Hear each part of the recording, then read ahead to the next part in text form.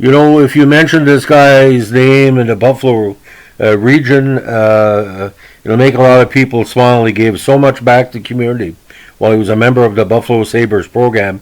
He's still thought of fondly many, many years later. Unfortunately, the circumstances of his passing, which we're not going to be talking about here, took him away from us way too early. But I think we're going to just keep with the success and the respect this player had for being one of the most dedicated right wingers ever from Lacombe, Alberta. So we're going to be talking about the NHL and minor pro legacy of the great Larry Mickey. Now, Larry Mickey came to major prominence in the 1961 season by playing with the Moose Jaw Canucks of the SJHL. Now, over several seasons, he's one of Moose Jaw's best players, especially the 64 campaign, where he put up 142 points, including 69 goals in 62 games. Now, he wasn't drafted. He eventually found himself in the Chicago system after a couple of seasons with St. Louis Braves in the CPHL and, of course, the Buffalo Bisons of the AHL. His first game in the NHL was with Chicago. Next season, he found himself in the Rangers program, playing 7 games with the big club and 38 games with their affiliate in Minnesota, the Rangers, where he had 39 points in 38 games and 10 points in 7 playoff games. 67 and another cup of water with the Rangers, 8 games, but with their affiliate, the Omaha Knights, he put up 74 points in 63 games.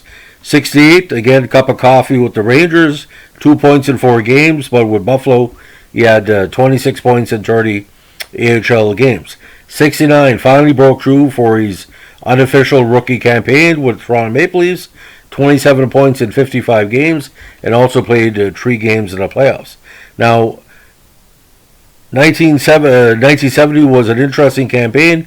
He found himself in the Montreal system, where he put up 8 points in 21 regular season games, including four goals. But he had some great totals in the AHL with the Voyageurs, 62 points, including 24 goals in 50 games. Now, in 1971, he had a full season in LA, 18 points in 65 games as a two-way defensive forward. 1972, he found himself with the Flyers to start the season, then with Salt Lake, where he scored 19 goals in 53 games in the WHL season. Then with Buffalo, his home away from home later on with 1 assist in 4 games. 73, he had 15 goals in 77 games for the Sabres. And 74, split time between Buffalo and Cincinnati Swords of the AHL. Back to 75 with Buffalo, and then that was a wrap-up of his NHL statistics. He did play with Utica Mohawks over 2 seasons of the NEHL and EHL, and then with the Hampton Aces of the AHL to wrap up his minor pro career. Now, NHL totals, 92 points in 292 games, including 39 goals and 1 goal in 9 playoff games. Now, while playing with the Omaha Knights, again, he was named to a first-team All-Star of the Central Hockey League during the 67 campaign, and his team also advanced to the Habs Cup finals that same year.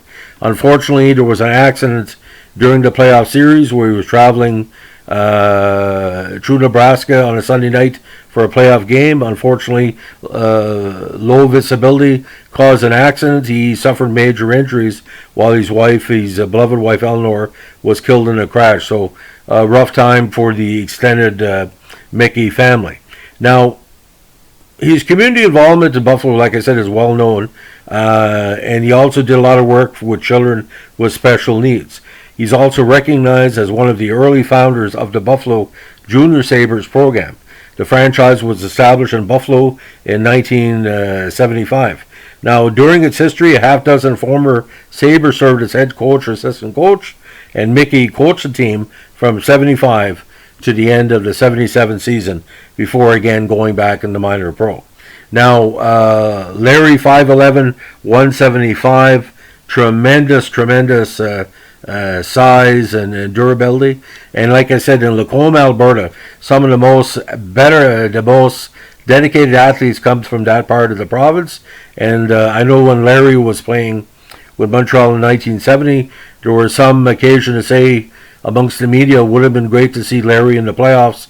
But of course, that year in Montreal, they didn't make the postseason, but their minor system had Larry and a whole bunch of prospects If he would have stayed, obviously, he would have been a big part of what he called Montreal's, recovery year in '71. But missed some time. But I mean, Maple Leaf fans think of him fondly. Montreal fans, Buffalo fans, all the NHL teams. But like I said, just some of the breaks went against him. But for me, he's always going to be one of the most dedicated players that Montreal had in the late '60s or early '70s. And his outreach work in Buffalo was a tremendous program that benefited a lot of youth and special needs. And for that, we thank him for that posthumously. And don't forget, there's always a path that people may have to face. Some people decide what's best for them. I don't point any fingers. He made decisions in his life that he felt, he was up against it, and I'm not gonna judge him. All I can say, as an athlete, he had our respect, and as an athlete who deserves respect, that's why we're talking about him today. Have a good day. Bye.